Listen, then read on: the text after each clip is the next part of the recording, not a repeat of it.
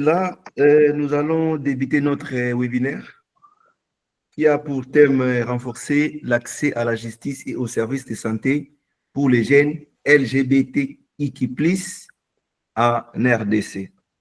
Je voulais avant tout vous signaler que nous sommes dans un pays où nous avons beaucoup de langues, donc sentez-vous à l'aise. Ce que nous intervenir au monique français ou dans la moins kilo, le langue oyo moni mais et la langue auto comprendre. Donc si c'est les lingala, vous êtes à l'aise. Si c'est les chiluba, alors trouvez-nous un traducteur qui pourra nous aider à traduire ce que vous allez nous dire. Alors, pour vous qui êtes là-bas, j'aimerais vous signaler quelque chose. Ce qui botali na ba écran na bino place vos na téléphone ou na ordinateur place vos ali bokeh et pas dans la droite nanga. Il y a eza lokola moi meni moko il y a un site 9 touches, 9 points na souka. Alors quand vous entrez dans ces menus, attendez s'il vous plaît. Donc ezali na souka il y a écran na bino à la droite.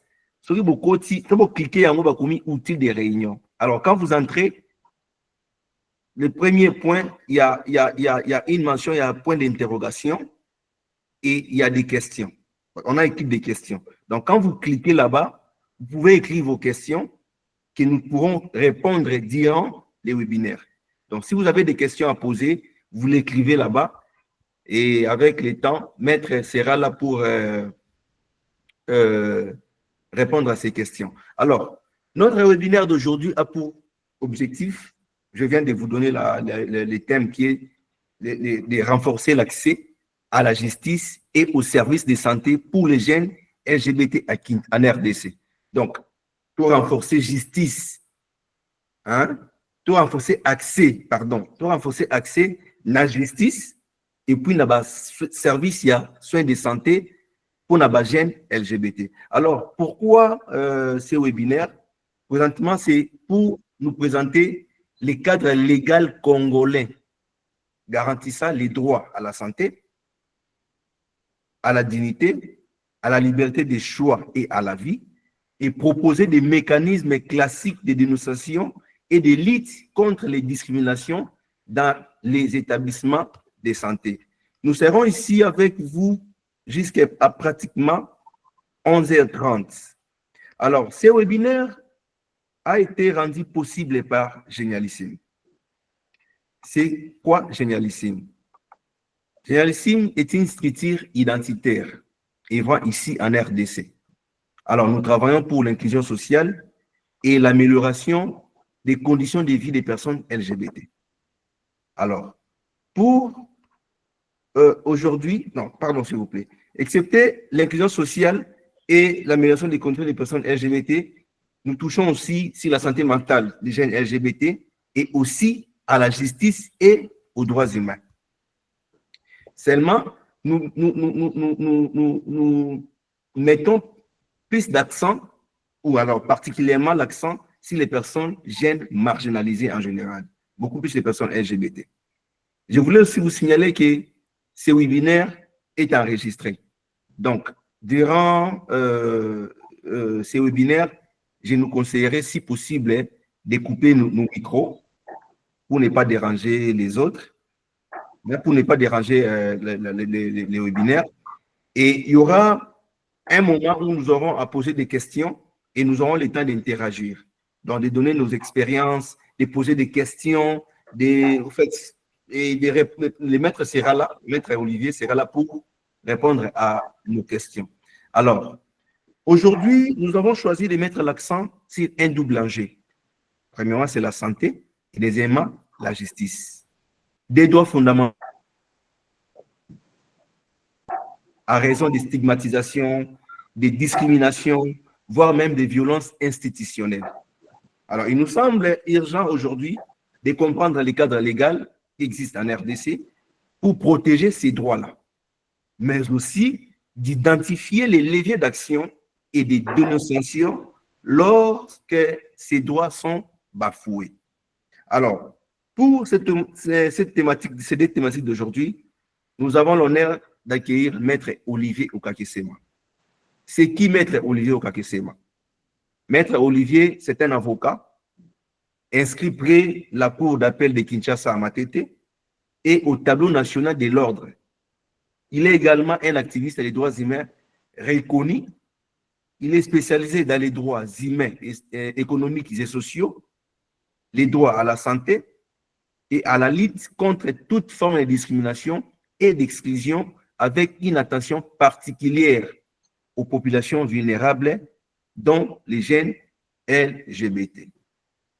Je ne sais pas, maître, excepté ce que je viens de dire à propos de vous, si j'ai manqué quelque chose que vous pouvez ajouter.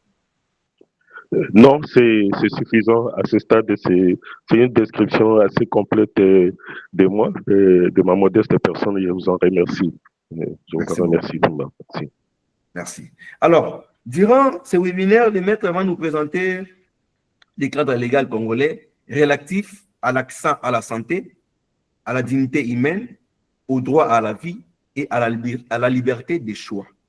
Puis, il nous proposera des mécanismes classiques de recours en cas de violation dans les établissements de santé. Alors, sans plus tarder, maître, nous vous donnons la parole, mais avec quelques questions que j'aimerais que pendant que vous allez nous présenter ces cadres légaux pour ce webinaire, pour répondre à des questions que j'aimerais que, si possible, vous notez. La première des questions, c'est, après avoir nous présenté ces cadres légaux congolais, quels sont les textes juridiques en RDC qui garantissent explicitement les droits à la santé? Ça, c'est la première question. La deuxième, est-ce qu'un établissement de santé peut légalement refuser des soins à une personne en raison de son orientation sexuelle supposée? Donc, à vous la parole, maître. Merci beaucoup, Fiston. De nouveau, bonjour à tous. Voilà. Euh, Merci pour cet honneur que Journalissime me fait de conduire cette session sur les droits à la justice et les droits à la santé des personnes LGBT. Alors, d'emblée, j'aimerais vous dire que pour des raisons techniques, je n'ai pas eu le temps de refondre des modules. Dieu seul sait combien j'en ai pour rencontrer très spécifiquement la thématique d'aujourd'hui. Alors, vous souffrirez qu'il y ait une part d'improvisation. Et c'est vrai que j'ai un document que je peux, comment dirais-je, partager là. Et bon, le mécanisme pour le partage d'écran est bon, on pourra me le dire. Je ne sais pas si je peux recevoir une assistance à distance. Bon, néanmoins, ce sont des thèmes sur lesquels nous avons eu déjà à plancher. Merci. Donc, nous avons les repères. Nous avons les repères. Excusez-moi, je suis à la cité. J'ai vu qu'il est temps d'arriver au bureau et je pourrais peut-être rencontrer des embouteillages 9h30, c'était assez matinal. Alors, s'il y a des bruits parasites, hein, je sollicite votre indulgence. Je prendrai même 10 secondes de précaution.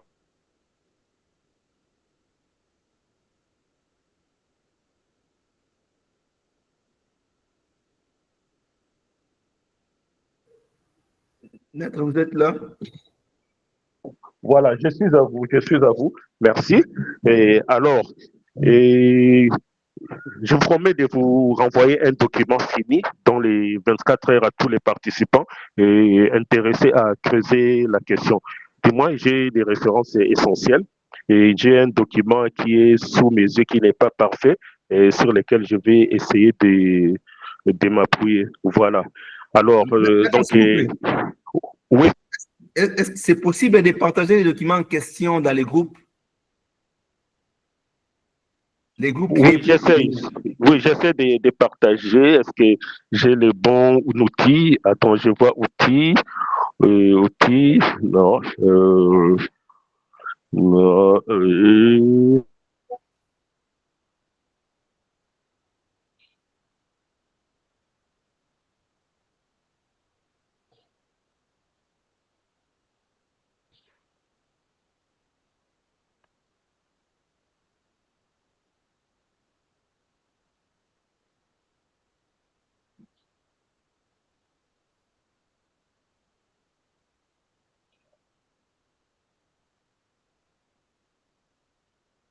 En tout cas,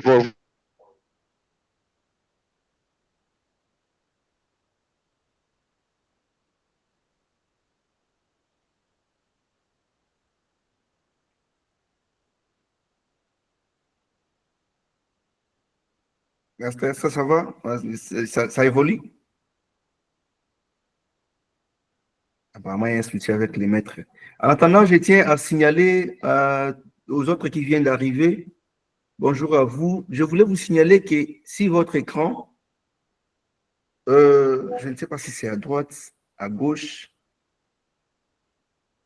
Maître, si les documents dérangent, tu peux continuer comme ça, tu vas nous l'envoyer après. Moi, je pense que le mieux, c'est que nous continuions. Alors, les amis, euh, à droite de votre écran, il y a un menu avec au moins 9 points à droite vers en tout cas, la souka, le fond. Quand vous cliquez sur les premiers points, merci Célie pour les orientations. Nous attendons que les maîtres nous reviennent, mais je voulais nous expliquer que sur l'écran, vers le fond à droite, il y a un menu où il y a à peu près une forme de 4 points. Quand vous entrez dans les menus, la première mention, c'est écrit des questions. Donc, vous pouvez nous envoyer des questions que vous avez durant le webinaire, pendant que nous aurons à parler. Si vous avez des questions, vous pouvez poser les questions. Comme ça, les maîtres au Kakesema pourra répondre aux questions. Donc, nous sommes ensemble et nous parlons de l'accès à la justice et aux soins de santé pour les personnes LGBT. Et pourquoi de ces webinaires, c'est pour présenter avec bien sûr les maîtres Okakese Makié, un juriste, de nous présenter les cadres légaux congolais qui garantit les droits à la santé, à la dignité, à la liberté des choix et à la vie. Et Maître Okakesema aura aussi à nous proposer des mécanismes classiques de dénonciation et de lutte contre la discrimination dans les établissements de santé. Je suis de ces domaines de santé, beaucoup plus avec les jeunes LGBT que j'ai toujours accompagnés. Il arrive que très souvent dans les instances de santé, des soins de santé, les jeunes LGBT sont très souvent discriminés, stigmatisés par rapport à leur sexualité, ce qui rend difficile l'accès à la santé. Et c'est presque la même chose que nous voyons dans les instances de la justice, où quand c'est une personne LGBT, beaucoup plus les personnes trans qui souffrent de cette... Merci, maître, de nous revenir. J'étais en train de nous dire que vous êtes là pour nous présenter les cadres légaux congolais qui garantit les droits à la santé, à la dignité de la personne et à la liberté. Donc, je vous remets la parole. Merci beaucoup, Fiston. Merci. Donc, si j'ai bien compris, mon intervention comprend deux volets. Les volets liés à la justice, aux droits de l'homme en général, et les volets liés à la question de l'accès à la santé en particulier. Alors, je vais essayer d'être pratique. Voilà. Ah, bon. Et qu'en est-il de la justice et des droits humains? Bon, nous devons retenir quelques traits essentiels. Premièrement, en République démocratique du Congo, donc, être homosexuel ne constitue pas une infraction. Parce qu'en vertu du principe que les juristes appellent la légalité des infractions et de la peine, si un comportement n'est pas prévu par la loi comme étant une infraction, alors on ne peut pas poursuivre une personne en justice en vertu de ce comportement-là. Et d'autres, par rapport à ce comportement-là, alors ça, c'est une référence. D'autre part, la République démocratique du Congo est partie prenante à des traités internationaux qui interdisent toute forme de discrimination. Hein, bien que ça n'évoque pas spécifiquement la question de l'homosexualité, vu l'époque où ces traités ont été adoptés. Je pense au pacte international sur les droits civiques et politiques et le pacte international sur des droits économiques et sociaux. Voilà, ça c'est du point de vue général. Mais quand on regarde de plus près, il y a quand même l'une ou l'autre discrimination. Et dans notre pays, cette discrimination existe en matière d'adoption, par exemple, où il est expressément écrit que la personne homosexuelle ne peut pas adopter. Bon, et d'autre part aussi, s'il y a un autre point qu'il faut mentionner, il existe une disposition relative à l'outrage public aux bonnes mœurs. De notre expérience de juriste et d'activiste des droits humains, nous nous sommes rendus compte que les OPJ, surtout rarement les magistrats, qui sont plus méticuleux, se font de cette disposition qui est malheureusement écrite de manière trop extensive pour incriminer les actes des personnes homosexuelles, surtout dans les cas où ils ont été particulièrement, comment dirais-je, voyants dans leur expression de genre. D'ailleurs, là, je ne dirais pas tellement personne homosexuelle, excusez-moi, ensuite il y a des nuances, il y a des nuances, mais disons des personnes dont l'expression de genre peuvent amener à les rattacher aux personnes LGBT plus. C'est généralement leur accoutrement ou leur complexion ou attitude physique. Voilà. Et bon, dans la pratique, donc, c'est à ce genre de cas qu'on est confronté. Hein. Mais une fois qu'on a, comment dirais-je, on a affaire à ce genre de situation, bon, la conduite à tenir, sur cela, il est important de se rallier à une organisation, hein, de ne pas évoluer en électron libre, c'est de se référer à un réseau hein, qu'on connaît, hein, même si on n'y est pas adhéré personnellement, hein, d'une façon à utiliser des mécanismes d'alerte qui existent.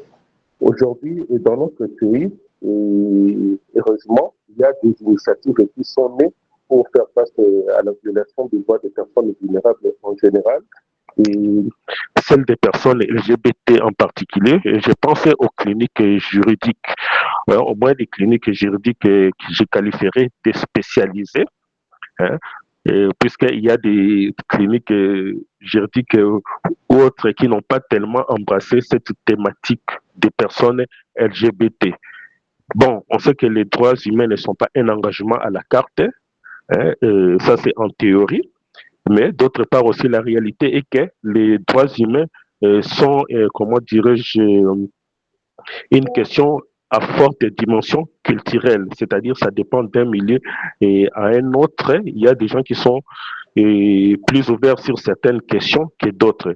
Alors, il faut avoir la connaissance des cliniques juridiques spécialisées ou au moins être attaché au réseau des personnes LGBT qui, les cas échéants, peuvent déclencher les mécanismes et d'alerte pour venir en aide à la personne qui se retrouve en difficulté, de manière à ce qu'ils obtiennent les soutiens auprès des OPJ. Nous connaissons la réalité de chez nous, hein, et qui est celle souvent de vouloir extorquer et des sous à une personne qui se retrouve en position vulnérable. Hein. Mais des cas extrêmes où il y a eu vraiment trouble à l'ordre public sont rares, sont rares, sont rares. Bon, bien sûr, il y a des cas détournés, hein, et le fait de pouvoir bénéficier de soutien ou de l'appui ne doit pas conduire la personne à embrasser des risques. D'abord, il doit savoir éviter des zones à risque. Il faut recommander cela parce que la meilleure protection, c'est par soi-même. Ensuite, être prudent dans le comportement à risque. Hein. Il y a des personnes, et excusez-moi, qui ne sont peut-être pas forcément, comment dirais-je, LGBT, hein, mais qui font et peut-être comment quelle est l'expression pour qui sont par exemple professionnels des sexes. Un professionnel des sexes n'est pas forcément une personne LGBT, bien que ça peut arriver. Donc, et de telles personnes se retrouvent parfois en conflit avec leurs clients qui les accusent un peu d'escroquerie. Bien, dans ces cas-là, et ça peut être fondé si les clients n'étaient pas prévenus. Pourquoi nous parlons aussi des professionnels et des sexes? Parce qu'ils se retrouvent aussi dans les paquets des groupes vulnérables, et les plus exposés par rapport à leurs pratiques sexuelles. Il y a un trait commun avec les personnes LGBT, d'où souvent nous adoptons des approches connexes pour traiter leurs cas. Et voilà. Donc, ces cas-là sont particuliers.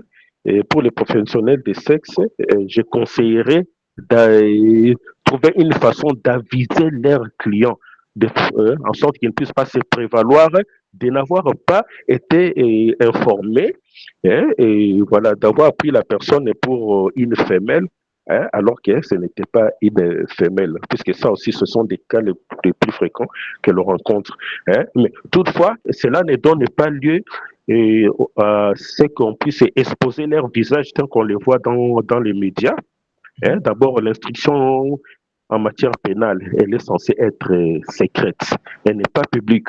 On voit des journalistes comme la presse en sensation. Je pense ici à Papa Nimbalemba Molière, enfin sa chaîne, pas lui en personne, et d'autres chaînes et prises des sensations qui exposent des personnes soit transsexuelles, tout simplement des travestis, et comme un peu des bêtes des foires avec un traitement dégradant. Non, ça c'est complètement interdit. Et ça constitue, comment dirais-je, un traitement cruel et dégradant.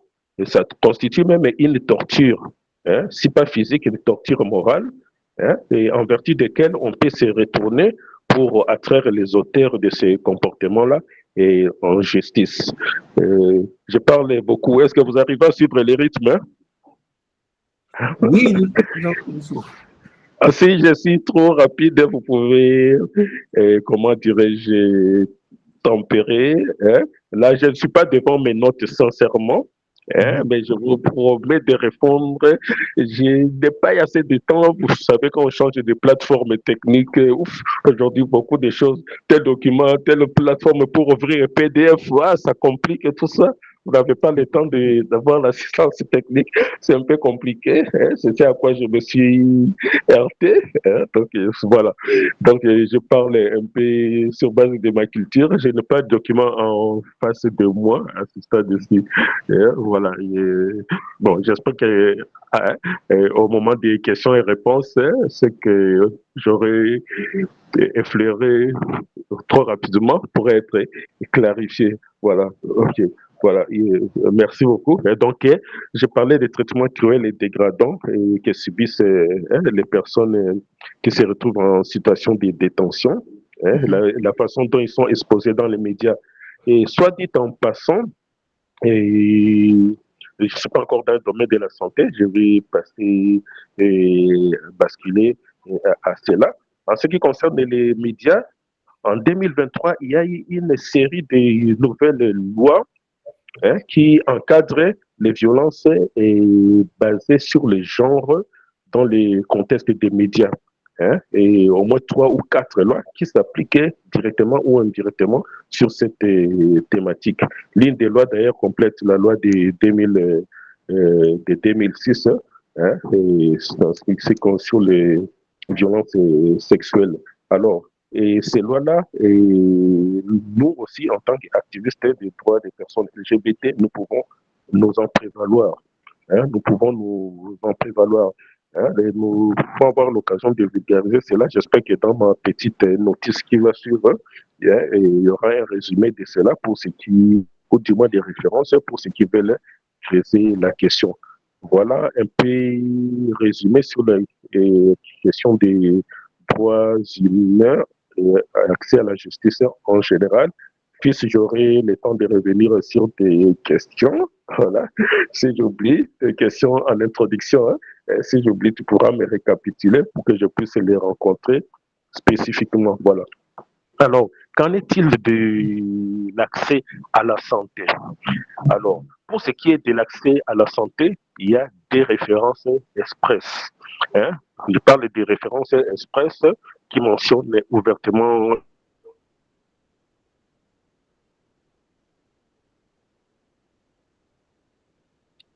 Allô, maître, vous êtes là? l'accès à la santé des personnes, hein, et contrairement au cas de... Oui, allô, fiston? Oui, ça va. Vous me À un suivez? certain moment, votre micro avait coupé. Voilà pourquoi j'ai. Hmm. Ah, ok, merci. Merci, ok. Je disais que je bascule de la question de la justice à la question de l'accès à la santé. Mhm. Bon, s'il y a des points qui sont restés en suspens en ce qui concerne l'accès à la justice, on pourra toujours y revenir. Donc, vous pouvez mettre déjà vos questions au frigo. Voilà. Alors, pour ce qui est de l'accès à la santé, je disais que je vois des principales références aux normes. La première, c'est la loi du 14 juillet 2008 portant protection des droits des personnes vivant avec le VIH-Sida et personnes associées. Comment dirais-je, excusez-moi, voilà.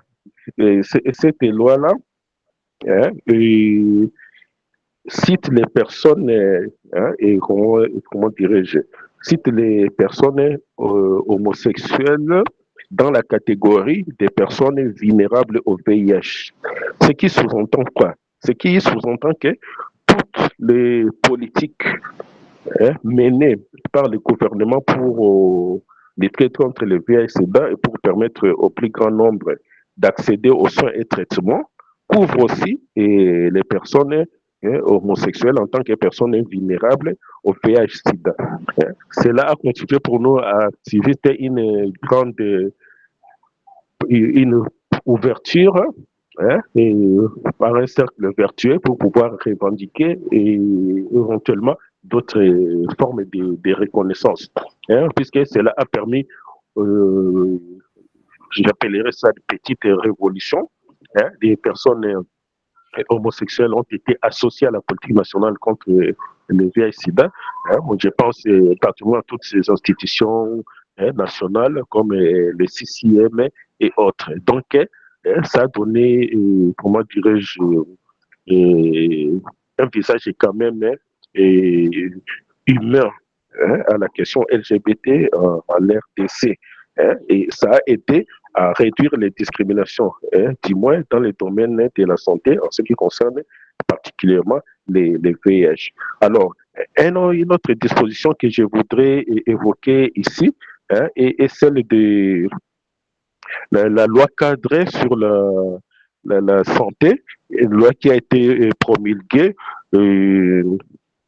c'était en quelle année excusez-moi la référence. Bon, il existe une loi sur les principes fondamentaux relatifs à la santé. Bon, je vais retrouver la date exacte de sa promulgation, mais peu importe. Qu'est-ce qu'on peut retenir d'essentiel sur cette loi-là? C'est qu'en son article 16, cette loi proscrit toute forme de discrimination par rapport à l'accès à la santé. Hein, discrimination notamment basée sur les sexes. Hein, ce qui constitue une ouverture pour l'accès à la santé, y compris des personnes LGBT. Et vous avez posé la question. Vous avez posé la question, je ne sais pas si c'est déjà la question des fistons sur laquelle j'anticipe, on pourra creuser. Les organisations des centres de santé ont-ils le droit de refuser les soins à la santé pour une personne LGBT? Et légalement, non. Hein, bien que c'est difficile de contrôler le comportement d'une personne. Légalement, non. Pourquoi? Parce qu'il y a d'abord comment dirais-je, leur serment. Hein, il y a leur serment et leur déontologie. qui leur interdit toute forme de, comment dirais-je, d'éducation et de discrimination. De deux, il y a les principes en droit pénal de non-assistance à personne en danger. De ce point de vue-là aussi, ils ne peuvent pas refuser de porter assistance à une personne qui se retrouve en difficulté. Accordez-moi.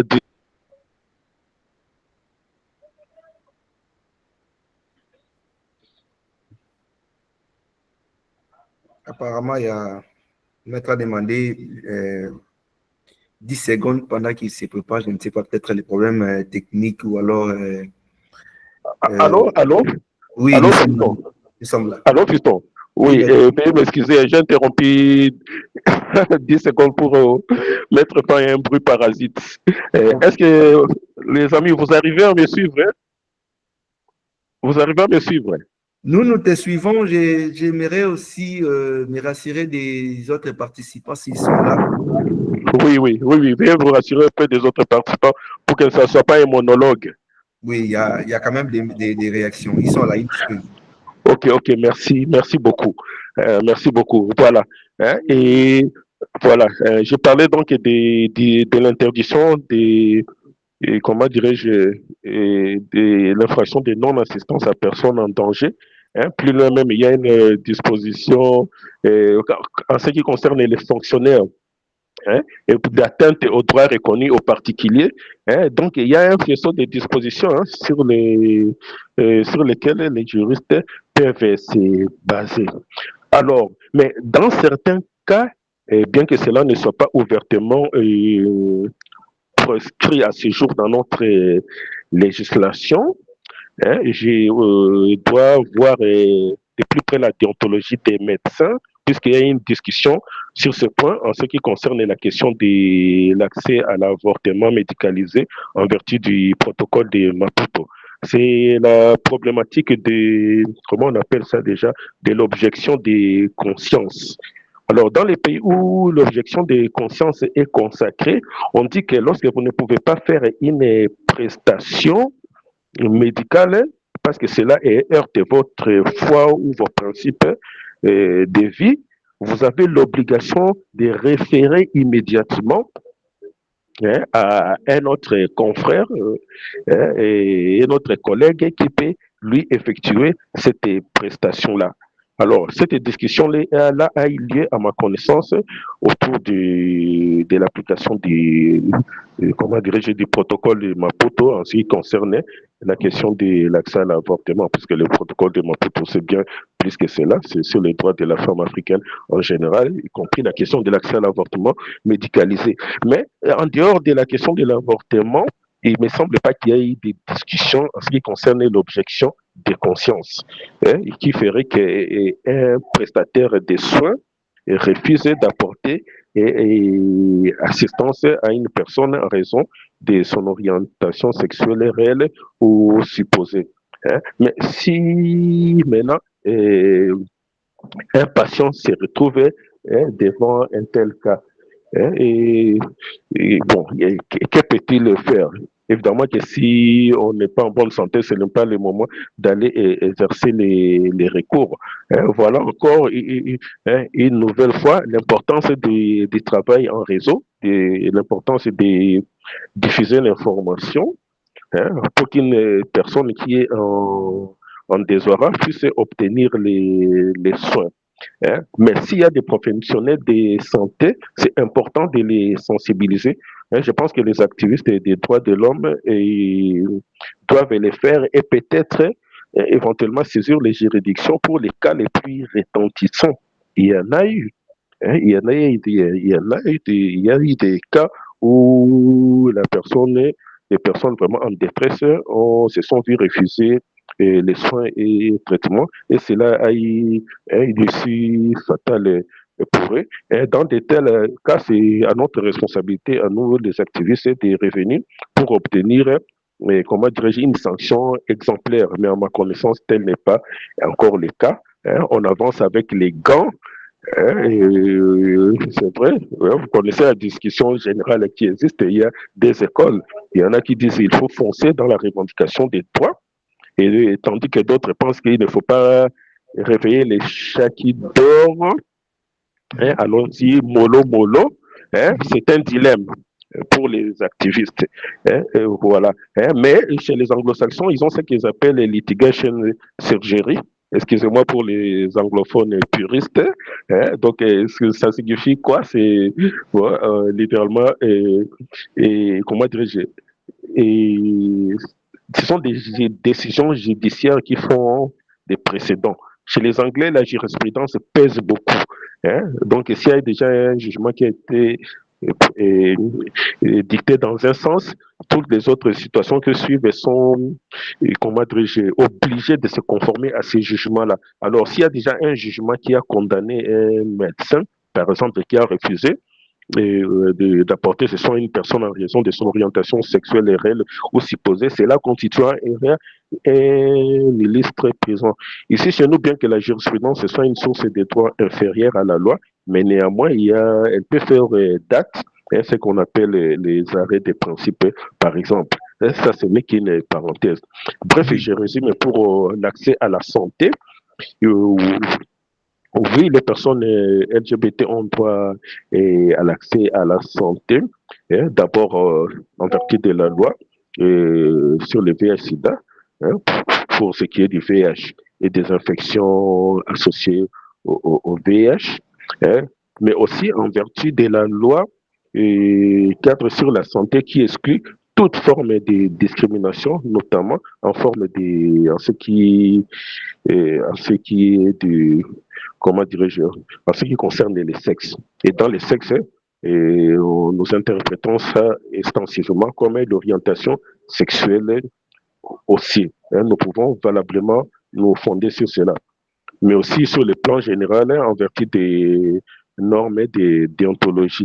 Et voilà. Donc, il y a toujours des sources juridiques, notamment en matière pénale, qui permettraient de poursuivre les prestataires qui refuseraient leurs soins. Mais évidemment, comme je l'ai dit, quand une personne est dans les besoins, l'urgence, c'est de lui apporter les soins. Et l'autre aspect là de la brimade ou des dénis de droits peut être maintenant pris en charge par les activistes. Voilà un peu ramassé l'essentiel de ma communication. Excusez-moi si ce n'est pas fluide, je ne me réfère pas à mes notes là, je suis pratiquement en train de, voilà, de synthétiser en direct. Et voilà, je m'excuse pour les dimensions, les aspects qui n'ont pas été très clairs. J'espère que ma voix aussi a été à peu près limpide, compréhensible. Je suis à votre disposition pour les questions, en commençant par Fiston, s'il peut récapituler ces deux questions. Merci à vous de votre attention, malgré les conditions un peu délicates techniquement de ma part. Oui, merci Fiston, à votre disposition. Merci, maître. Merci. Avant de récapituler ce que vous venez de dire en quelques mots, moi, je suis un peu mal à l'aise par rapport au premier point sur la loi protégeant les personnes minoritaires qui a tendance à cadrer les personnes LGBT comme étant dans ces cercles-là de PVVIH. Est-ce que ça ne sera pas une forme de discrimination vis-à-vis des personnes LGBT? Bien qu'il soit oui, non, Fiston, peut-être je me suis mal inspiré, alors je me suis mal exprimé. La loi n'assimile pas les personnes homosexuelles aux personnes séropositives, au PVVIH. Non. La loi parle des personnes des PVVIH d'une part, donc des personnes vivant avec le VIH-Sida d'une part, mais elle parle aussi des personnes vulnérables. Vous comprenez, hein? Personnes vulnérables au VIH. Et les études sont là, elles sont nombreuses. Je pense notamment à celles qui ont été menées par le docteur Hilaire Bollier ou autres. Il existe des études statistiques ou de santé publique qui ont prouvé que les personnes homosexuelles ou plus précisément les hommes ayant des rapports sexuels avec d'autres hommes ont un taux de séroprévalence et VIH plus élevé que la population générale. Vous suivez, hein? C'est la part de ces constats-là. Donc, les hommes ayant des rapports sexuels avec d'autres hommes, les travailleuses du sexe, hein, et les utilisateurs des drogues injectables, quoique bien peu nombreux chez nous, ou d'autres catégories, chez eux, il est ressorti des études épidémiologiques que les taux de prévalence étaient plus élevés, hein, parmi eux que dans la population générale. Voilà pourquoi cette loi-là concerne non seulement les personnes vivant avec le VIH, mais aussi les personnes vues comme étant vulnérables au VIH. Vous comprenez, hein, fiston? Ce n'est pas que la loi assimile les personnes homosexuelles aux personnes, comment dirais-je, séropositive. Non. Cette époque-là me rappelle une chose. Lorsque j'ai eu le privilège de passer en Banjul pour le forum des ONG de la Commission africaine des droits de l'homme, j'ai constaté comment des activistes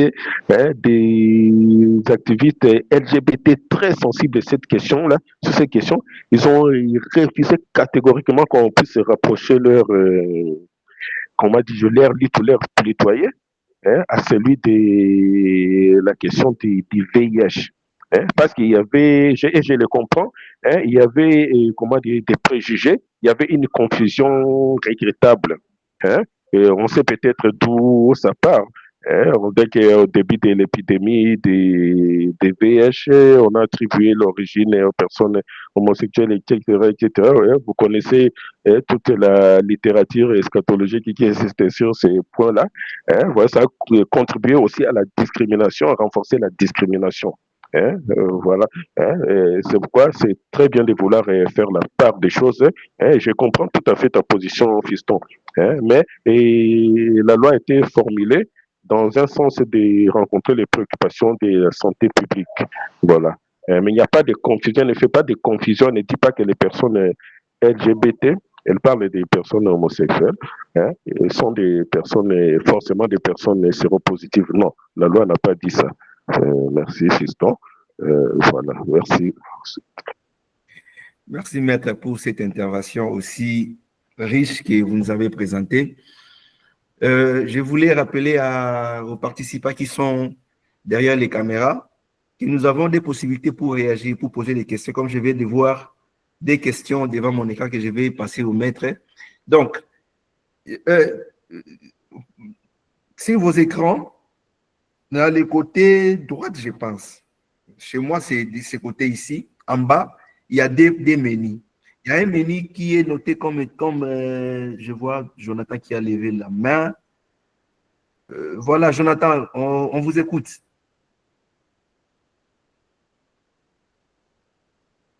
Allô, Jonathan?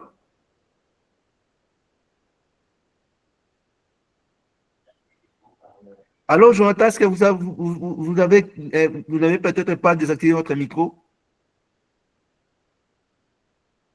Aïe, aïe. Allô, Jonathan? Bon, je ne sais pas ce qui se passe avec Jonathan.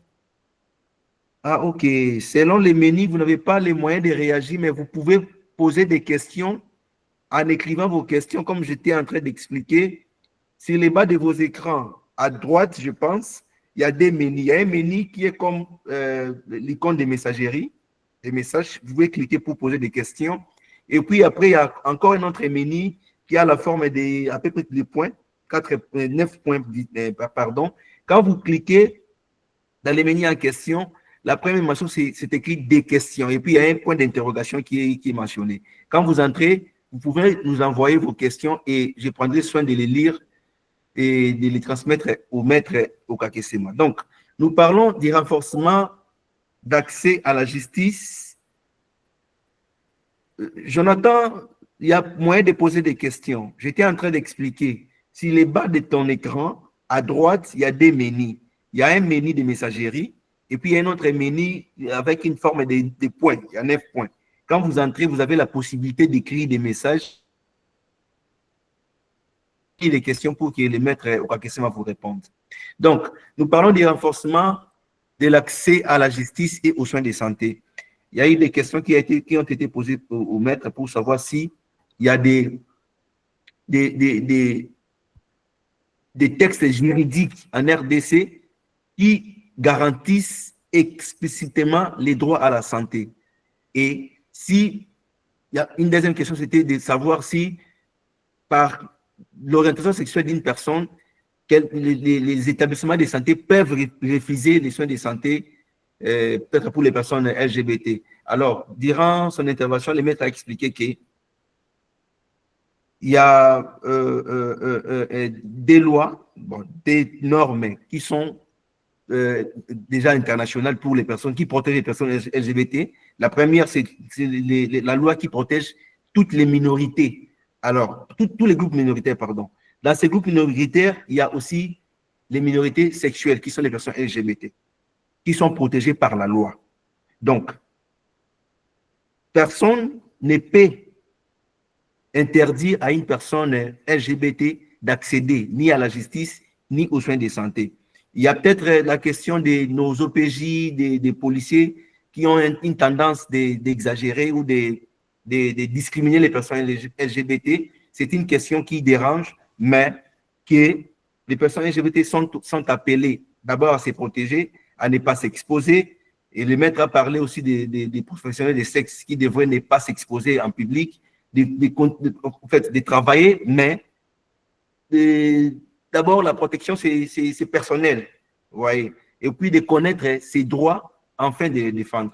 Alors, je peux passer à des questions qui m'a posé un des participants. La première, maître, c'est pour vous la question. Existe-t-il des mécanismes de soutien juridique communautaire, par exemple, clinique juridique accessible aux jeunes LGBT en situation de vulnérabilité? Ça, c'est la première question. Je ne sais pas si les maîtres arrivent à me capter. Allô, maître Olivier? Oui, si, j'ai compris la question. Oui. J'ai compris la question. Merci. La deuxième question posée par la même personne est de savoir, y a-t-il des protocoles ou lignes directrices officielles à suivre pour les personnes de santé afin d'assurer un traitement respectueux et sans discrimination? En attendant, j'aimerais que maître, brièvement, vous essayez un peu de me cadrer sur ce que je viens de dire. Peut-être que ça a été pas bien dit.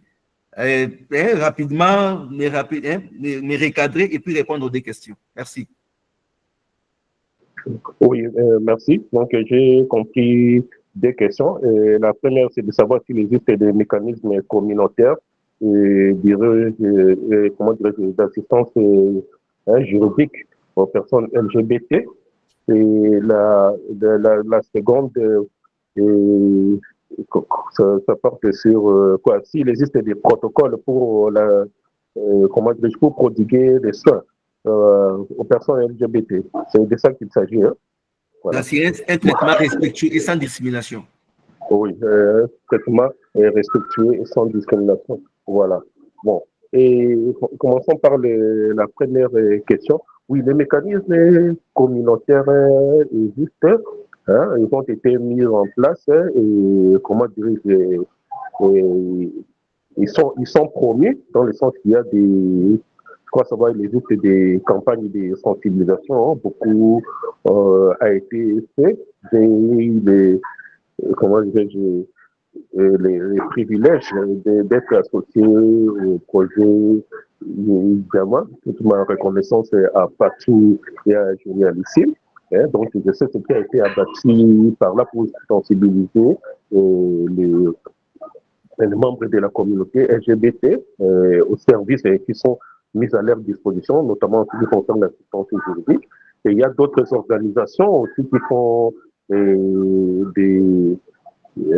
qui font œuvre utile. Je pense à une clinique juridique de mes confrères Cédic, qui est aujourd'hui un établissement qui a pignon sur rue, qu'on est présent libre. Donc, les ONG relèvent de l'organisation communautaire. Hein. Donc, oui, ces mécanismes existent, mais ils méritent d'être promus. Hein. Il faut associer aussi d'autres cliniques juridiques,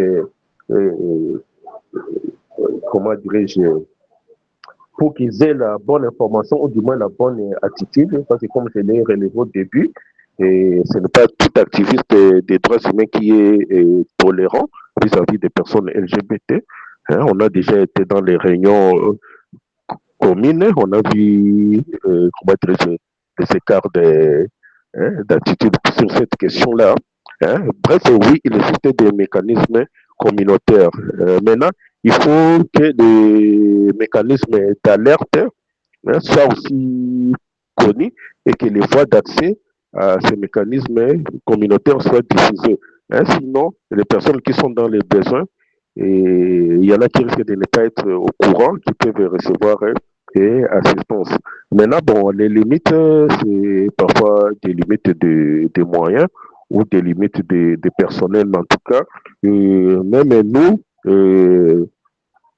bien sûr, nous avons une institution qui n'a pas encore reçu de soutien, mais nous y travaillons, malgré le temps que ça prend. Hein, même nous, personnellement, votre serviteur, nous avons autour de nous des groupes des avocats, jeunes ou moins jeunes, que nous avons sensibilisés sur la question et qui sont ouverts à poser d'abord ne fût-ce que les premiers actes. Les premiers actes, dans 90% des cas, ils sont suffisants. Donc, comparaître devant l'OPJ, c'est déjà dissuasif. C'est déjà dissuasif des violations des droits. Même parfois, un simple coup de fil, et quand il reçoit un coup de fil d'un avocat, l'OPJ qui lui rappelle les dispositions essentielles de la loi ou liées à sa charge, déjà, il est moins enclin, l'OPJ est moins enclin à faire du n'importe quoi. Maintenant, dans les rares les cas où on peut être devant un magistrat du parquet, là, on peut se parler en vis-à-vis. Le magistrat du parquet a trop envie de protéger son siège et quelle que soit son homophobie éventuelle, il ne fera pas n'importe quoi. Il ne fera pas n'importe quoi, il va essayer de se fonder rien que sur la loi.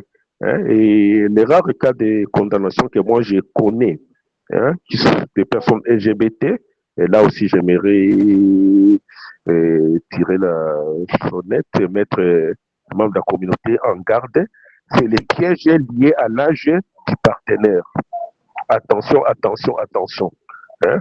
Pour les membres qui sont enclins à prendre des partenaires très jeunes, faites attention à la question de l'âge, puisque là, il y a au moins des dossiers dans lesquels j'ai comparé qui se sont soldés par, comment dirais-je, de condamnation. Évidemment, dans un cas, nous avons interjeté appel et nous avons au moins réduit, obtenu la réduction de la peine. Hein, mais le père de la victime est supposé être un juriste et là, il est temps de monter un dossier solide. On ne sait pas quel bon, je ne sais pas quel complot il peut avoir fait avec l'école pour minorer l'âge de son enfant. Hein, voilà. Mais c'était inévitable. Il y avait des preuves inévitables. Hein. Et dans un autre cas, nous avons pu obtenir aussi la remise en liberté, malgré une condamnation qui n'a pas été pleinement effectuée. Ça, c'est des cas où nous avons vraiment porté la touche.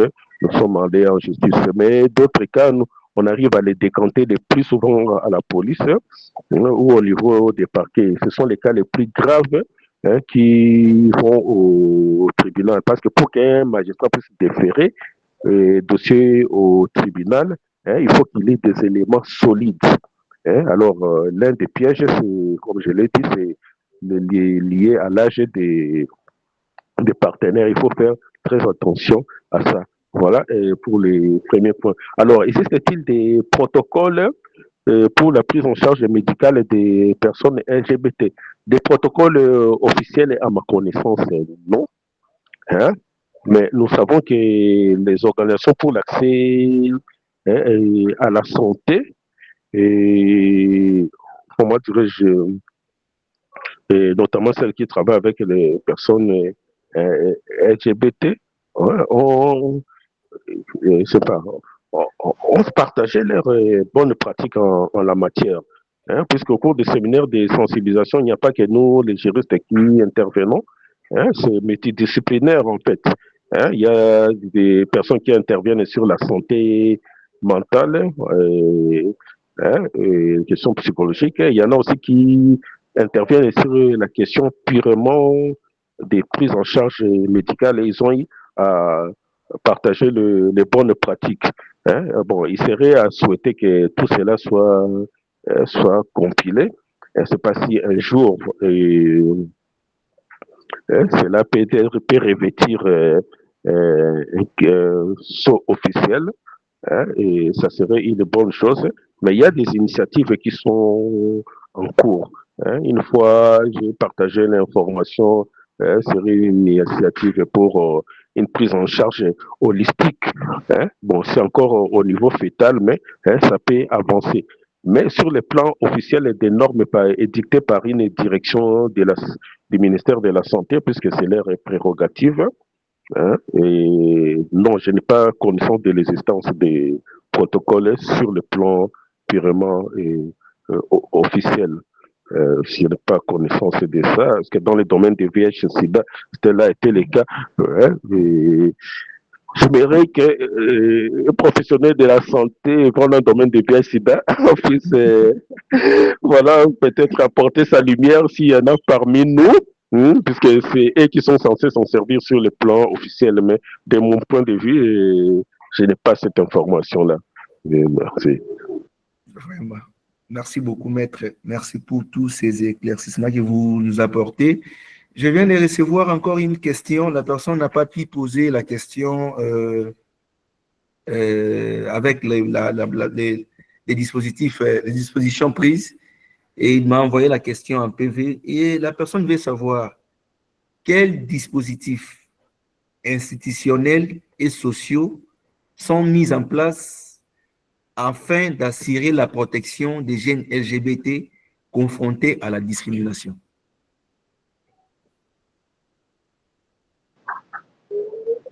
Est-ce qu'il y a moyen de répéter un peu? Hein? Je voudrais percevoir la nuance par rapport à la question précédente. Je comprends. C'était presque la même chose, mais je la pose quand même. La personne a écrit ceci. Quels dispositifs institutionnels et sociaux sont mis en place afin d'assurer la protection des jeunes LGBT confrontés à la discrimination? Ah, merci beaucoup. Bon, sur le plan social, il existe par exemple des corps des parajuristes. Hein? Il existe des corps des parajuristes qui ont été formés, hein? Et qui travaillent, comment dirais-je, avec des membres de la communauté, hein? Et qui font partie de ce que moi j'appelle les mécanismes, hein, d'alerte. Hein, puisque ils sont censés travailler dans leur comment dirais-je, ère professionnelle ou comment dirais-je, des résidences, hein, qui sont censés bien connaître les membres de la communauté ou être accessibles. Hein, ça, c'est déjà un mécanisme qui est l'existence des corps des parajuristes qui ont été formés sur la question des droits des personnes LGBT. Bon, il existe aussi des officiers de police ou des OPJ qui ont été sensibilisés sur la question, hein, que nous pouvons, comment dirais-je, qualifier de plus ou moins amicales.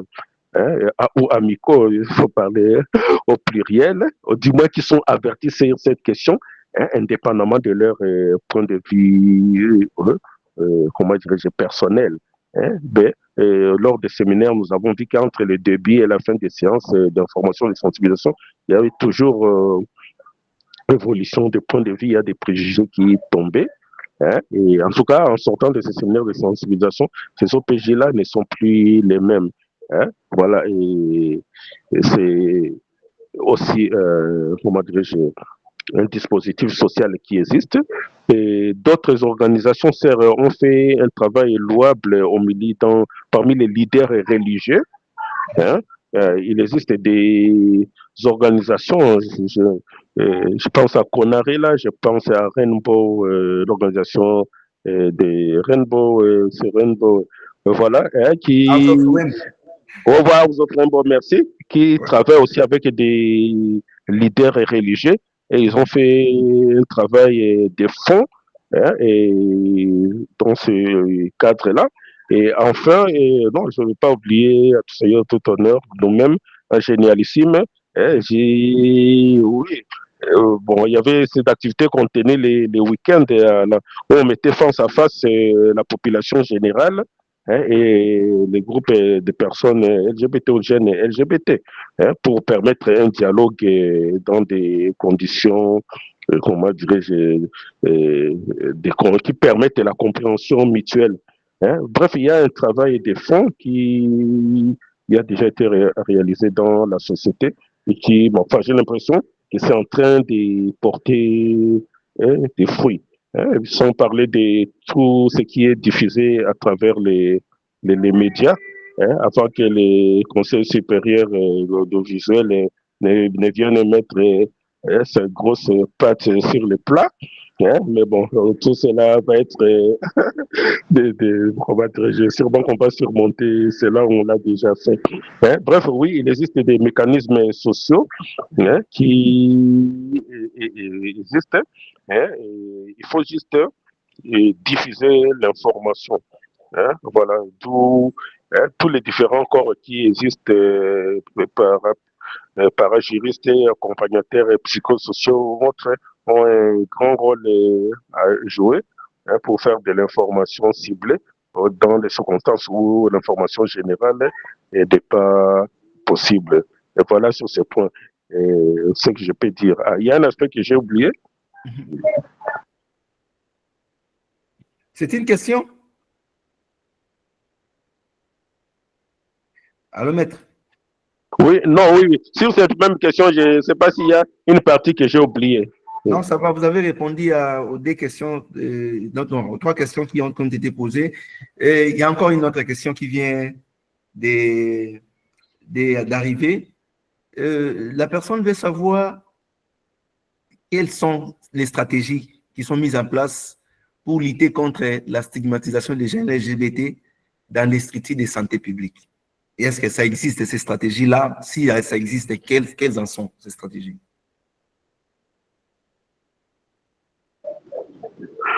Bon, à mon humble connaissance, ces stratégies, je l'ai peut-être effleuré tout à l'heure. Bon, ces stratégies sont essentiellement d'apporter l'information, hein, et dans les cas rares comme les projets JAMA, hein, il y a eu des centres, disons, à titre pilote, qui ont été sélectionnés, hein, pour prester des soins de santé, hein, et comment dirais-je, pour aider à l'accès à la santé des personnes LGBT, hein, en espérant que ça ne soit pas seulement une question lucrative, hein, mais que ce modèle-là puisse faire des tâches d'huile, hein, que ce modèle-là puisse faire tâches d'huile. Bon, mais de manière générale, dans les stratégies comment dirais-je, de l'aide au développement, bon, là, c'est un aspect qui me dépasse, hein, dans le cas des VIH en particulier. Hein, bon, et je pense qu'il a existé des mécanismes, hein, d'incitation. Hein, il existe des mécanismes d'incitation, hein, pour faciliter la prise en charge médicale, hein, des personnes LGBT en dehors de toute discrimination ou stigmatisation. Bon, hein, il existe des mécanismes. Hein, il existe des mécanismes. On peut se poser la question sur leur niveau d'impact, mais il existe quelque chose plutôt que rien. Donc, il y a des initiatives. Mais c'est juste que c'est la sensibilisation qui doit continuer à exister.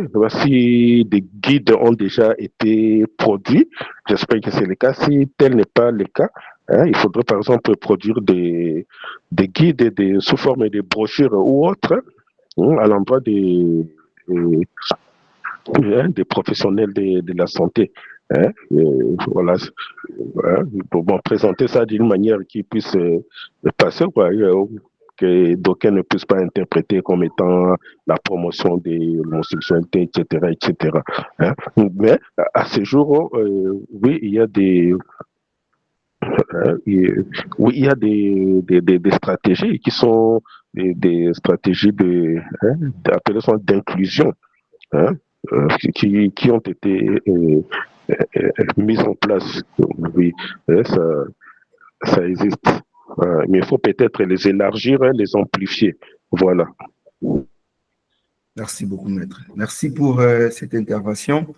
Chers amis qui sont avec nous derrière vos écrans, nous sommes en train de parler du renforcement de l'accès à la justice et aux soins de santé pour les personnes LGBT. Comme vient d'expliquer les maîtres, il y a déjà des mécanismes qui existent. C'est juste une question d'élargir ou de sensibiliser encore, comme nous avons vu avec le projet JAMA à Génialissime, que nous jetons beaucoup de fleurs, avec le travail très abattu qui a été fait depuis et qui continue à être fait, mais qui demande vraiment qu'on essaie un peu d'élargir ou de sensibiliser les jeunes LGBT afin de comprendre et d'y accéder. Il y a encore une autre question. Je ne sais pas si on doit continuer à lire des questions parce que nous aurons un temps d'échange où les jeunes seront invités à partager leurs expériences vécues dans des centres de santé, au fait des instances santé et de la justice. Et, ben bon, je suis quand même obligé de poser cette question. La personne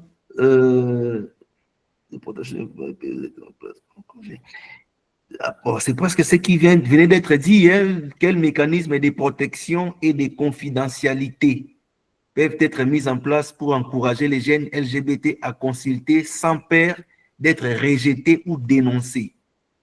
Maître, je ne sais pas si vous pouvez rapidement ramasser cette question.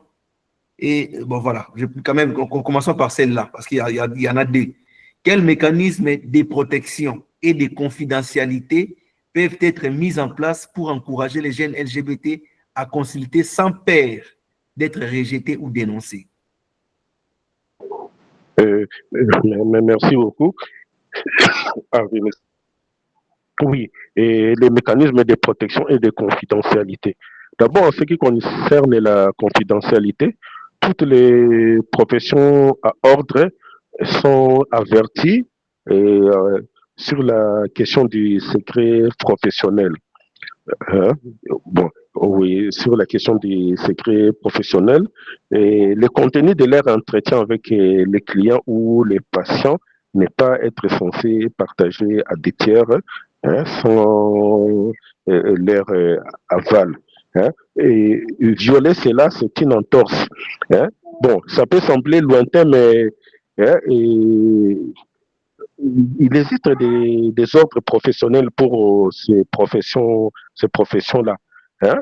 Si vous documentez votre cas et vous saisissez les ordres, ces personnes-là peuvent écoper d'une sanction. Mais évidemment, les chemins longs, je ne vois pas, c'est pas facile. Si une personne a subi discrimination, stigmatisation dans un centre de soins, de le voir aller saisir l'ordre des médecins, par exemple, il faut quand même savoir que même les infirmiers ont créé leur ordre est difficile à contrôler dans tous ces petits centres de soins qui sont à la cité, excusez-moi l'expression, d'autres sont qualifiés de ligablo. C'est vraiment difficile d'avoir un œil là-dessus. Mais au ministère de la Santé, il existe des directions qui contrôlent tout cela, qui sont censées avoir la haute main sur leur fonctionnement. Mais vous savez, chez nous, le pays est vaste, la ville est vaste, on peut sanctionner ici, et puis ils vont ouvrir juste à des avenues, après vous ne les saurez et même pas. Bref, oui, il existe ces principes sont d'abord déontologiques. Ces principes sont d'ordre déontologique qui mettent en exergue la question de la dimension du respect du secret professionnel et donc de la confidentialité que la personne évoque. Normalement, tout patient devait se sentir à l'aise de parler de son cas. Par exemple, s'il a des lésions particulières qui laisseraient supposer telle ou telle autre pratique sexuelle et peut-être indirectement laisser deviner son orientation sexuelle. Les médecins n'est pas en droit ni de lui refuser les traitements, ni même de diffuser, comment dirais-je, son constat à des personnes tierces sans son avis. Puisque dans les milliers restreints, tout le monde connaît tout le monde, c'est effectivement dangereux. La personne peut être mise en laisse. Ok, au moins, mon quartier, Sali constat, il connaît peut-être tes relations, il commence à en parler. Ça s'est déjà vu. Ça s'est déjà vu. Bon, pas moi, personnellement, dans le cas de l'homosexualité, pas encore, mais dans le cas de VIH, oui. J'ai rencontré de tels cas, des personnes qui ont testé séropositives et après, on a commencé, les personnes qui ont dépisté ou les médecins qui ont eu l'information ont commencé à diffuser voilà les bruits dans les cercles ou dans les quartiers. Ça s'est déjà vu. Mais il existe des sanctions par rapport à ce genre de déviance-là. Mais la question, c'est comment arriver à mettre en œuvre ces sanctions-là. Pour une personne, un individu isolé, ce n'est pas sûr. Ça risque de peser trop sur lui. D'où l'importance des associations, des organisations des droits de l'homme qui viennent en soutien aux minorités et aux personnes vulnérables. Leur intermédiation est vraiment important. Bref, oui, ces mécanismes existent, c'est leur mise en œuvre qui est peut-être fastidieux. Mais en théorie, ça existe. Il y a moyen de les activer. Je pense que les derniers mots de Maître Olivier répondent à la question de la personne qui a posé pour savoir comment améliorer la confidentialité dans les soins médicaux. Bon, la personne est allée beaucoup plus pour parler des jeunes qui ne sont pas encore out, mais ça fait partie aussi de ceux qui divulguent les informations sur les statistiques sérologiques des personnes qui viennent dans les centres de santé après que les prestataires commencent à divulguer les informations. Donc, il y a des sanctions, seulement, ce n'est pas encore appliqué. Nous tendons déjà vers vraiment vers excusez-moi, ça peut être appliqué s'il porte plainte. OK. Oui, ça peut être appliqué s'il porte plainte. Et ils ont les témoignages. Bon, ce que je n'ai pas dit, excusez-moi, l'important de cela, puisqu'on parle de l'accès à la justice. Alors, merci d'ailleurs, bon, ton propos vient de m'inspirer. Ça allait être une grande lacune si je n'allais pas évoquer cela. Alors, dans les cas de stigmatisation et de discrimination, ce sont souvent des infractions qui ne laissent pas de traces. Ce n'est pas comme couper, blessure au Boutavimbi, entouré ça y kanga photo kendo mona médecin ça la constat na tout ça et puis ton même en justice ou bien tout mon OPG ou des magistrats des parquets et on lui demande comment dirais-je on demande au ministère public d'obtenir les réquisitions d'informations. Non, dans le cas de la stigmatisation et de la discrimination, comme ça ne laisse pas de traces, il faut dire aux jeunes que si vous êtes discriminé ou stigmatisé, essayez d'avoir des témoins, si possible. Essayez d'avoir des témoins de la discrimination ou de la stigmatisation que vous avez subie. C'est ça qui donnera du poids à votre plainte. Parce que si vous n'avez pas de témoins, lorsque vous allez porter plainte, ça sera votre parole contre la parole de l'auteur. Vous comprenez, hein? D'où l'importance d'avoir des témoins.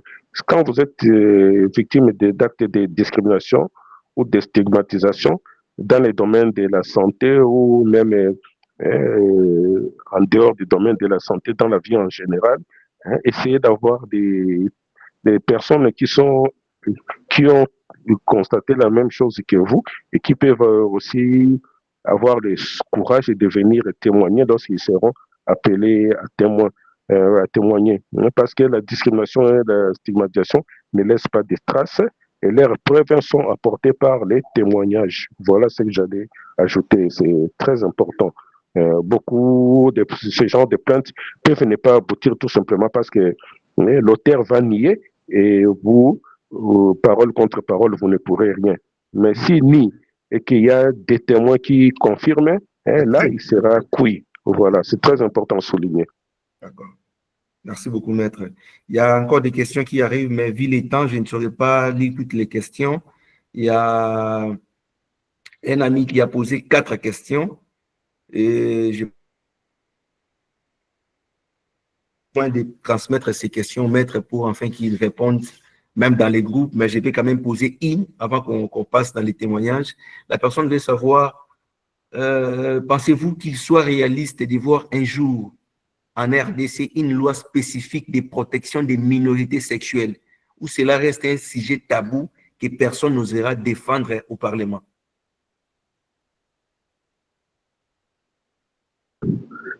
Bon, et moi, ce que j'ai constaté, que les mentalités sont en train d'évoluer. Il y a de plus en plus de débats sur la question, hein, et dans la société en général, comme il illustre par exemple dans, comment dirais-je, les réseaux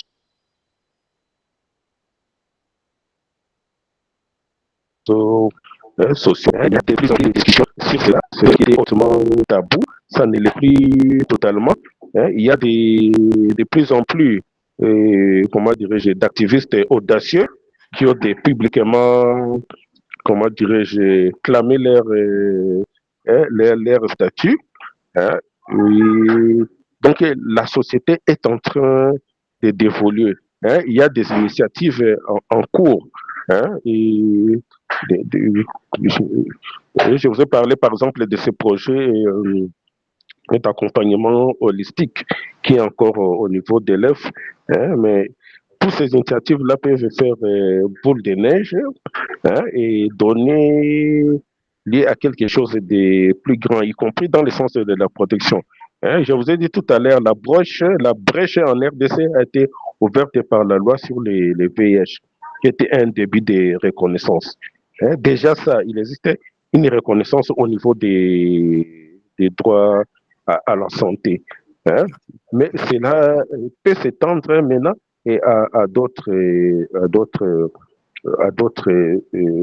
droits, hein, bon, sous la forme des lois. C'est peut-être trop ambitieux, mais pourquoi pas un jour. Hein, mais si cela déjà prend la forme de certaines politiques officielles, hein, ça serait déjà bien. Hein, des politiques sectorielles. Hein, par exemple, au niveau du ministère des Droits humains, hein, au ministère des Affaires sociales, hein, il y en a déjà un peu au niveau de la santé. Hein, je pense qu'il faut essayer d'évoluer de manière sectorielle d'abord. Hein, faisons l'effort pour obtenir l'adoption des politiques sectorielles, hein, là où c'est possible, notamment de justice à la santé. Hein, mais un jour, hein, puisque la société continue à évoluer, on pourrait poser cette fois-ci la question de la loi de protection au niveau du Parlement, puisque jusque-là, il y a eu 2 ou 3 initiatives des lois plutôt dans le sens inverse, dans le sens des condamnations, hein, qui se sont chaque fois butées au bon sens des parlementaires ou des autorités du Parlement. Hein, bien merci. Hein, donc, voilà, les recul n'est pas impossible. Hein, ce qui est ouvert, c'est le progrès. Hein, et il faut y aller par étapes. Pour moi, commençons par conquérir des domaines sectoriels et nous arriverons un jour au niveau du Parlement. Hein, à ce qui me concerne, je suis optimiste, quel que soit le temps que cela prendra. Voilà. Voilà. Donc, il y a encore de l'espoir pour les camarades qui ont posé la question. C'est Malachi. Je prends soin de transmettre les 3 questions restantes au maître, pardon, et le maître pourra répondre à ces questions dans les groupes où nous sommes tous réunis. Présentement, chers amis, nous passons à l'étape des témoignages. Nous parlons de l'accès à la justice et aux instances de soins de santé. Je sais qu'il y a plein de personnes LGBT, beaucoup plus ces personnes trans qui sont plus exposées dans cette communauté. Vous avez eu à traverser des situations où vous êtes allé en justice ou alors dans une clinique santé pour avoir des soins de santé, mais ça n'a pas tenu comme vous le voulez. Et ici, je ne sais pas si vous pouvez nous partager quelques expériences. En tout cas, j'aimerais que nous nous rassurons que toutes les langues sont permises. Hein? On aura les soins de traduire. Si c'est les lingala, les français, sentez-vous à l'aise. Seulement, il faudra, si vous voulez passer un témoignage, vous levez la main sur votre écran.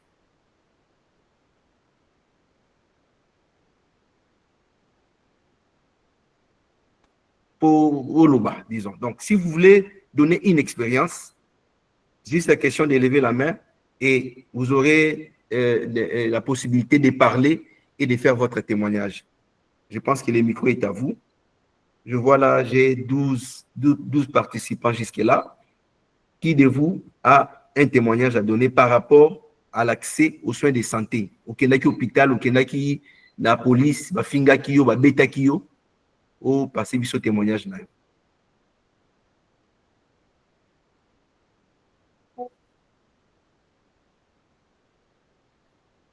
Allô, chers amis, il nous reste presque 20 minutes, le temps de récolter vos témoignages par rapport au traitement dans les instances de santé ou alors dans les instances de justice, la police, je ne sais pas, le parquet. On vous a insulté, on vous a peut-être maltraité, discriminé, je ne sais pas.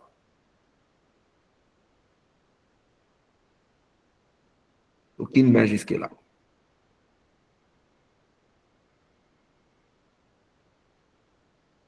Pas d'expérience à partager? Ou il y a des hésitations? Si ce ne sont pas des témoignages, peut-être des ajouts par rapport à ce que le maître a dit, et le Kwarubakisa, to l'isolan de Kumokwa Betaki, to Yomo Kumelakio, ça peut nous aider à enrichir notre discussion.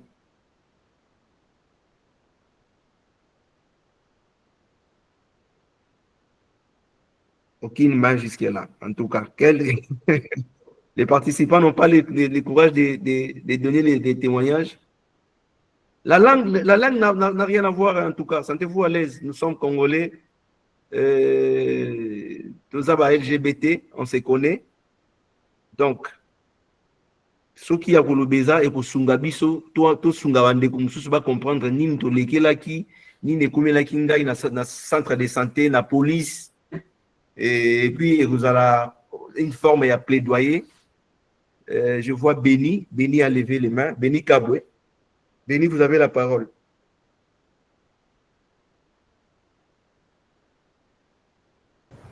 Bonjour tout le monde, j'espère que vous m'entendez. Je sais que ici, là, il y a vraiment Béni, nous t'entendons, mais ton micro là est un peu, essaie un peu de dossier la voix. Les tons, pardon. Bon, la voix, oui. Puis vous arrivez à comprendre? Oui, ça va maintenant. Oui, moi je chercherais juste un témoignage, peut-être aider quelqu'un. Sans encore bégayer, hein, Béni, s'il vous plaît. Pensez mieux que je laisse un message. Je veux laisser un message. Non, comme ça, on t'attend. Je pense que c'est le problème du positionnement de ton téléphone ou alors tu utilises les écouteurs. C'est mieux d'utiliser le téléphone et puis de te rapprocher un peu plus proche du téléphone. Puis là, vous arrivez à comprendre.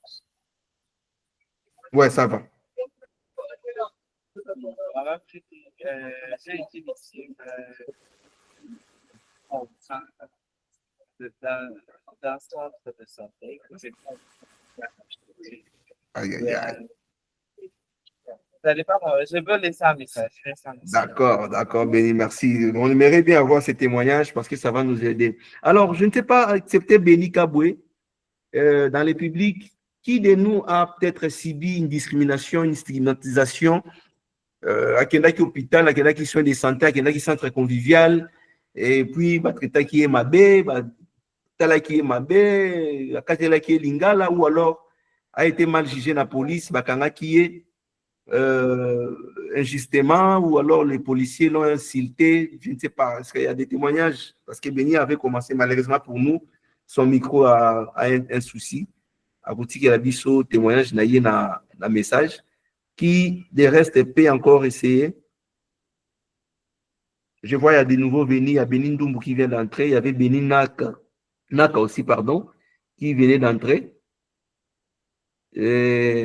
Pour ceux qui sont venus après, nous parlons du renforcement de l'accès à la justice et aux soins de santé pour les personnes LGBT. Donc, tant que nous sommes hôpital, tant que nous sommes police, il arrive que souvent nous ne sommes pas bien traités parce que nous sommes, entre guillemets, LGBT. Et les maîtres expliquaient beaucoup de choses, mais ici, nous sommes à l'étape des témoignages ou alors expérience. Alors, si vous voulez parler, vous nous faites ce témoignage, c'est juste une question à écran, ils ont la partie où bâtir le boko, ce que Simbi Yango, et puis tu auras la possibilité de parler. Le micro sera ouvert pour vous. Il y a exaucé, on te demande d'accepter la demande. Enfin, on va t'intégrer dans le groupe. Nous allons déjà vers la fin. Tout comme l'étape, il y a un témoignage.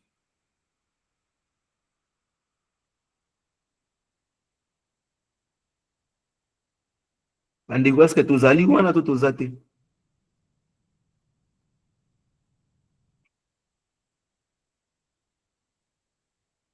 Ok, apparemment, il n'y a pas de témoignage. Ou alors, vous voulez nous laisser les témoignages dans un message, ça va nous aider.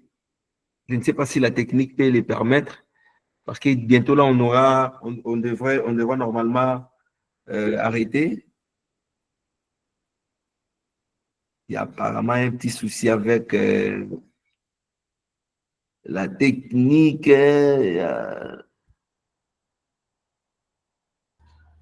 Ah, il y a des gens qui veulent parler. Et il suffit juste d'accepter la demande. Hein. Nick et Exaucé, il faudrait accepter la demande. On a vu votre main levée. On vous a proposé de participer, mais c'est à vous d'accepter pour passer sur scène.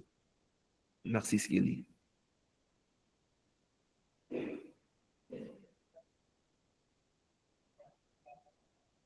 Nick, tu es là? Exaucé?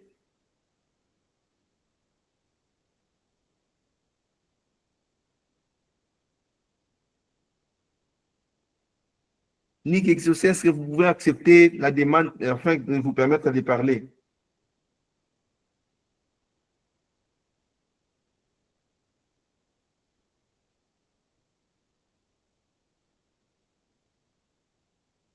Apparemment, non. Chers amis, est-ce que vous n'avez pas de témoignages à donner? Il y a Nick et puis il y a Exaucé qui avait besoin de parler. On vous a envoyé une demande. C'est question d'accepter et puis vous aurez la possibilité de parler.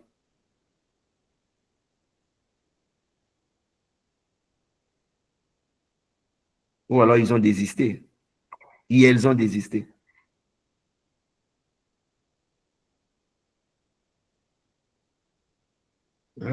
Ok. Pas de réaction?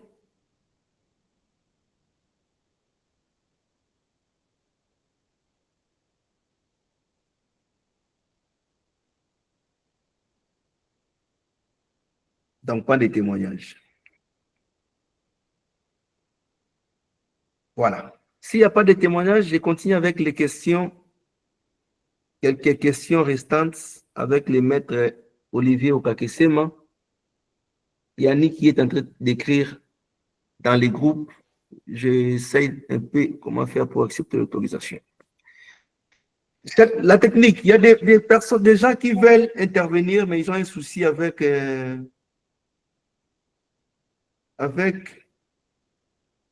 la manière de faire.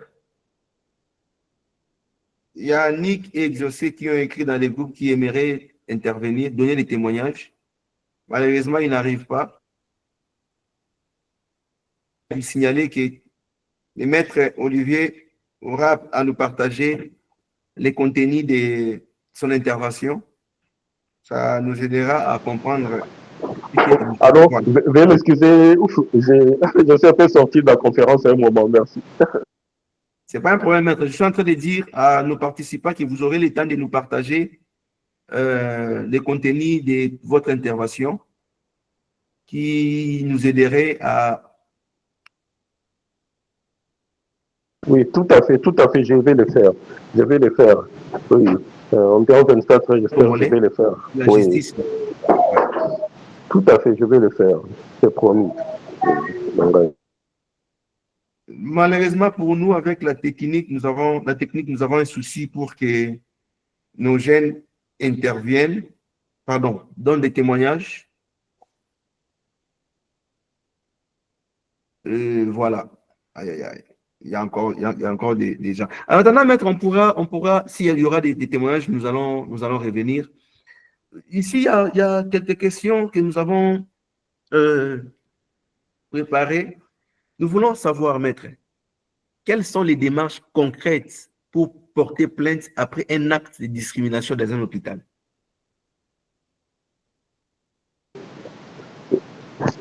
Merci beaucoup. Pour porter plainte, bon, j'ai déjà évoqué certains éléments. Alors, il y a deux possibilités. Soit vous êtes en mesure de... Maître, pardon. C'est un peu de vous éloigner un peu de votre micro. Merci beaucoup, Fiston. Okay, merci beaucoup. Bon, d'abord, j'aimerais dire que la plainte n'est pas payante. Hein? Il y a une pratique perverse qui s'est installée dans nos sous-commissariats de police et autres. Hein? C'est une pratique vraiment regrettable. Hein? Mais on doit tous avoir en esprit qu'une plainte n'est pas payante. Hein? Et ça, c'est des... Bon, malheureusement, si vous ne déboursez pas les frais, bon, on risque de vous faire poireauter, on risque de vous faire marcher. Ça fait partie de ces dysfonctionnements de la justice malade qu'on évoque le plus souvent, hélas, mais c'est cela la réalité. Mais le fait est qu'une plainte n'est pas payante. De deux, pour porter plainte, alors vous allez au sous-commissariat les plus proches. Hein? Mais les procéduriers vous diront d'aller dans un commissariat qui est dans les ressorts de la personne que vous voulez accuser. Hein? Mais pour résumer, prenons en résumé que vous allez au commissariat le plus proche de l'endroit où se déroulait l'incident, où il y a l'infraction. Alors, il y a deux possibilités. Soit vous écrivez, vous rédigez votre plainte, puisqu'il faut quand même un écrit. Hein, soit alors vous parlez et l'OPJ reçoit votre déposition. Hein. Après quoi, il pourra envoyer la convocation. Alors, il faut prévoir que lorsque la personne viendra, vous serez confronté. Et pour que votre procédure puisse avoir du poids, hein, ça sera important que vous ayez des témoins. Hein. Bon, à moins que vous ayez d'autres formes de preuves aujourd'hui avec l'évolution de la technique, vous pouvez avoir enregistré ou filmé quelque chose. Hein. Voilà, pourvu que ça ne soit pas de l'intelligence artificielle que vous avez bidouillé vous-même. Voilà, puisque ça aussi c'est une nouveauté désormais intégrée. Hein, voilà.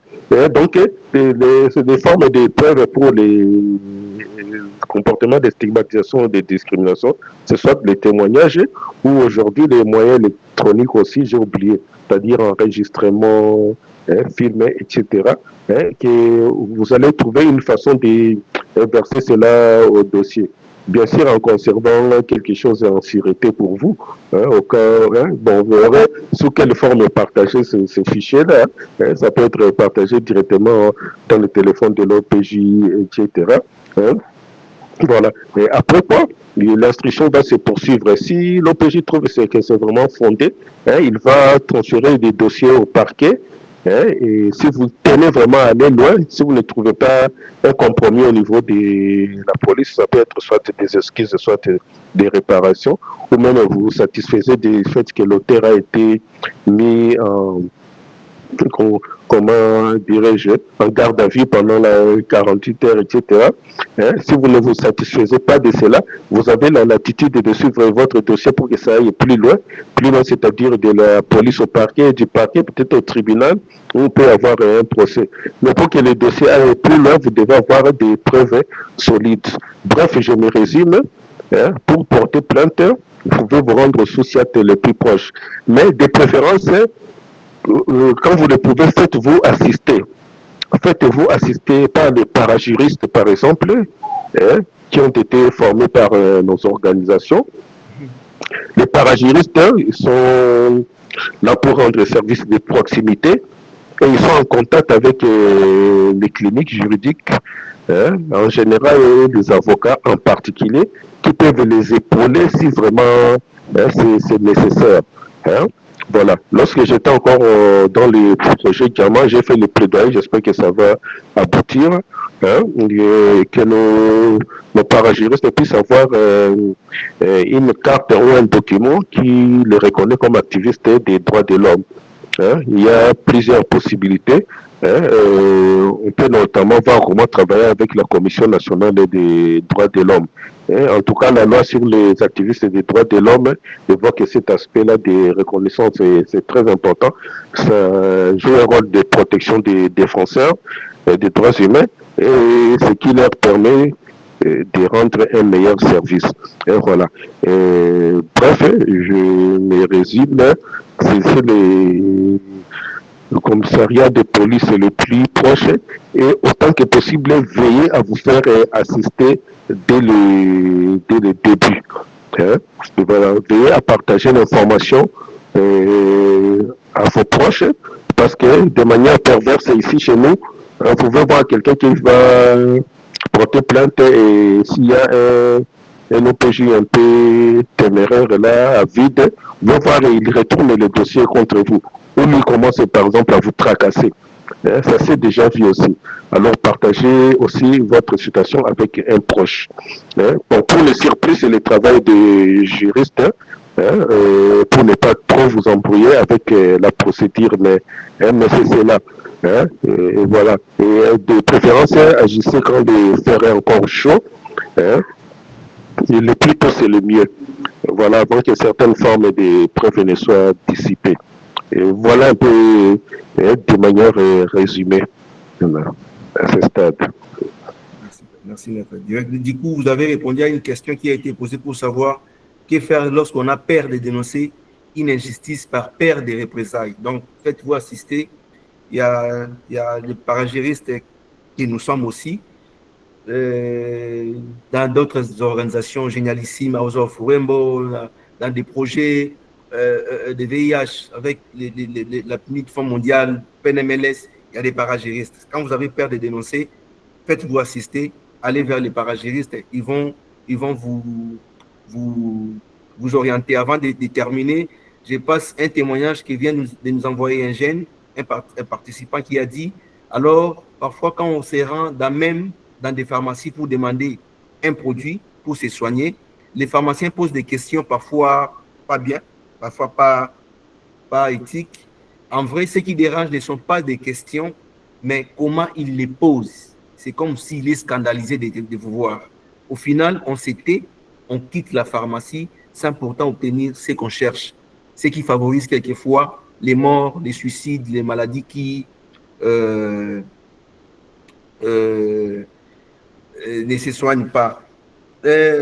Pour ce qui est des témoignages peut-être vécus, nous avons suivi les témoignages de Maître Okakisema qui nous a parlé d'un prestataire qui un patient était allé pour se dépister et après, les prestataires ont commencé à divulguer les informations sur l'état sérologique de la maladie, des comportements à vraiment abandonner, à laisser, à ne jamais répéter. Nous remercions chaleureusement Maître Olivier Okakesema pour son engagement, ainsi que nous tous ici pour vos contributions. Pour les témoignages, je nous conseillerais de nous laisser vos témoignages à vous, des expériences, des ajouts dans les groupes, et ça nous aiderait à faire encore des plaidoyers, de renforcer notre travail. Ça nous aide à renforcer aussi notre engagement vis-à-vis de la communauté LGBT, à renforcer notre volonté de faire, à aider les structures identitaires à canaliser, à capitaliser notre travail. N'oubliez pas, nous sommes génialissimes, nous sommes disponibles pour vous accompagner dans vos démarches ou vous orienter vers des partenaires juridiques, de santé, tout ce qu'il y a comme besoin. Nous sommes dans les réseaux sociaux. Nous vous invitons à nous suivre sur nos différentes plateformes, Instagram, TikTok, Facebook et YouTube. Il suffit juste de taper Génialissime ou alors Géniafrica. Je dis bien Génialissime ou alors Géniafrica sur Instagram, sur TikTok, sur Facebook, sur YouTube. Continuez à liker nos publications. C'est dans ces plateformes que nous publions toutes les activités que nous tenons à Génialissime. Continuez à partager, continuez à commenter et continuez à vous abonner pour ne rien rater sur ce que nous travaillons. Cela nous aiderait aussi à renforcer notre plaidoyer commun vis-à-vis de la communauté LGBT. Excepté cela, nous vous rappelons également que nous avons un centre convivial, le CEL, centre convivial LGBT ici à Kinshasa. Nous sommes à ma campagne sur l'avenue démocratie numéro 11. Vous êtes les bienvenus. C'est juste une question de prendre les adresses après. Donc, avenue démocratie numéro 11, quartier des anciens combattants, Angalé Mama Campagne. C'est un espace sûr pour nous, LGBT, où vous pouvez vous retrouver et vous sentir à l'aise. Vous pouvez, dans ces centres, trouver des réconforts, de l'écoute. Il y a des soutiens moraux pour les gens qui en auront besoin. Les chefs viennent de me rappeler l'adresse complète. En fait, c'est l'avenue démocratie numéro 11, quartier ancien combattant à Ngalé ma campagne. C'est un centre convivial LGBT. C'est pour nous, les personnes LGBT. Vous pouvez passer pour prendre du temps, pour parler avec des gens, pour élargir vos horizons, pour tisser des relations avec d'autres amis, pour découvrir un autre monde, pour vous sentir à l'aise. D'ici, on s'est dit au revoir. Je vous dis qu'un compte rendu synthétique de ces webinaires vous sera envoyé. Bien sûr, avec les contenus de la présentation de Maître Olivier Okakesema sur les droits à la justice et à la santé des personnes. À bientôt pour un prochain espace de dialogue, de partage et surtout de lutte pour la justice sociale. Merci et bonne journée à nous. Au revoir.